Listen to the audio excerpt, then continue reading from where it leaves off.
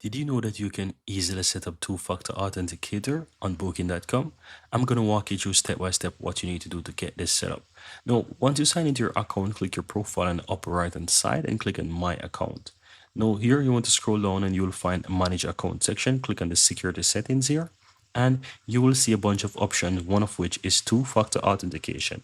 All you have to do is simply click on Setup, go ahead and click on Next, and just basically use your phone to scan this. Now, you can easily go ahead and use the Authenticator app. So all you have to do is just possibly download the Google Authenticator app and you can scan this and you'll be able to quickly set up this. It is super easy. Once you do that, guys, you can continue and then you'll receive that authenticator code after going through that from the Authenticator app. Enter that new code here and simply click on submit and you'll be able to quickly have that set up. Keep in mind that this is a 6-digit code that will be generated, and once you enter that, you just need to click on submit.